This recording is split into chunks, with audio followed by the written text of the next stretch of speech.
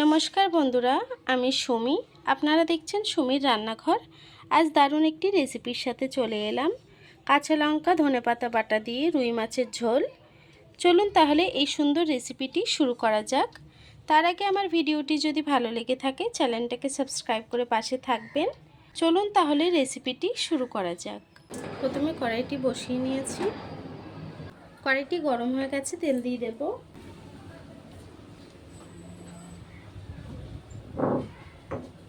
তেলটি গরম হয়ে গেছে, আমি মাছটিকে ভেজে নেব। রুই মাছে আমি আগে থেকে নুন হলুদ মাখিয়ে রেখেছি।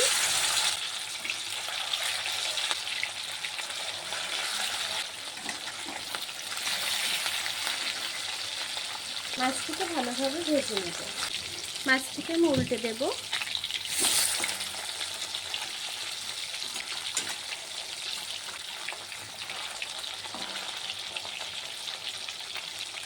মাছটি কিন্তু ভাজা হয়ে গেছে, আমি মাছটিকে তুলে নেব। এই তেলের মধ্যে আমি আলুটাকে ভেজে নেব।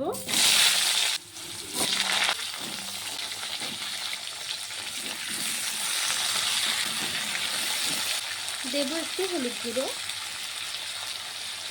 দিয়ে আলুটিকে আমি ভেজে নেব। দেখুন আলুটি কিন্তু ভাজা হয়ে গেছে, এখন আমি আলুটিকে তুলে নেব।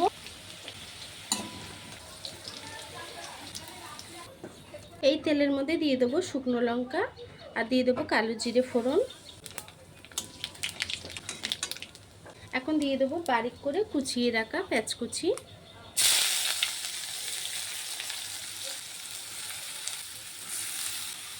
পেঁয়াজটিকে একটু ভেজে নেব আমি। পেঁয়াজটি একটু ভাজা হয়ে এসেছে, এখন আমি রসুন বাটা আর আদা বাটাটা দিয়ে দেব। দিয়ে দেবো আদা রসুন বাটা 1 চা চামচ। আদা রসুনটাকে দিয়েও একটু ভেজে নেব। জিরে আর একটু গোলমরিচ বাটা একসাথে দিয়ে দেব। গুঁড়ো মশলাটাকেও এখন আমি দিয়ে দেব। দেব স্বাদ মতো নুন। দিয়ে দেব হলুদ গুঁড়ো 1 চা চামচ।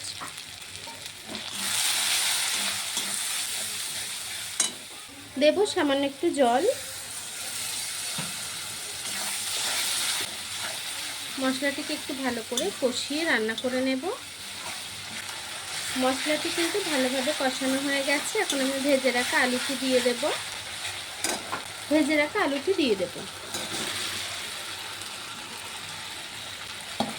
আলুটাকে দিয়ে মশলার সাথে ভালোভাবে একটু কষিয়ে রান্না করে নেব।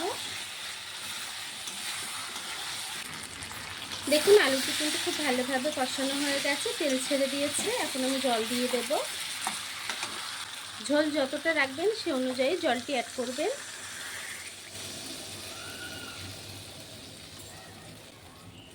জলটাকে দিয়ে একটু তরকারিটি নেড়ে ছেড়ে দেব।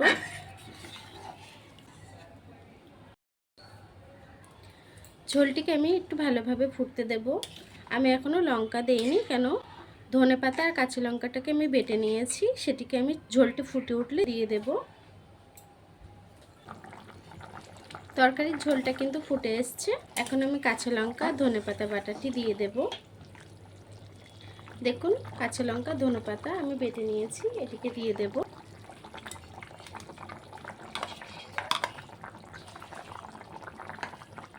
কাঁচা লঙ্কা ধনেপাতা বাটাটা দিয়ে আবারও একটু নেড়ে ছেড়ে দেব। দিয়ে তরকারিটিকে আমি এখন রান্না করে নেব। ঝোলটি কিন্তু খুব ভালোভাবে ফুটে গেছে, এখন আমি ভেজে রাখা মাছগুলি দিয়ে দেব।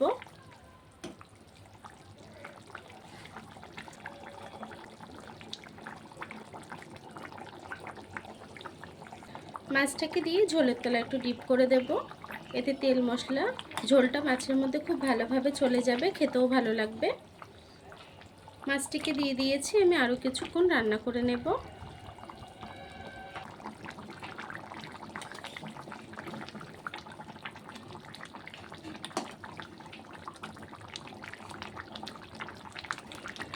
আলুটি কিন্তু খুব সুন্দরভাবে গলে গেছে, আমি একটু ঝোলঝোলি তরকারিটি নামাবো। আমার তরকারিটি কিন্তু হয়ে গেছে, এখন গ্যাসটিকে বন্ধ করে দেব। তরকারিটিকে আমি নামিয়ে নেব।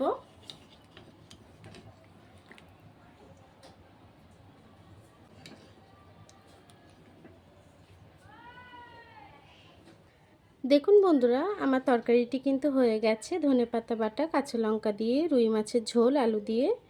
আমার এই রেসিপিটি কেমন হয়েছে কমেন্ট বক্সে জানাতে ভুলবেন না। রেসিপিটি যদি ভালো লেগে থাকে চ্যানেলটাকে সাবস্ক্রাইব করে পাশে থাকবেন। আর এতক্ষণ ধরে আমার রেসিপিটি দেখার জন্য আপনাদেরকে অসংখ্য ধন্যবাদ।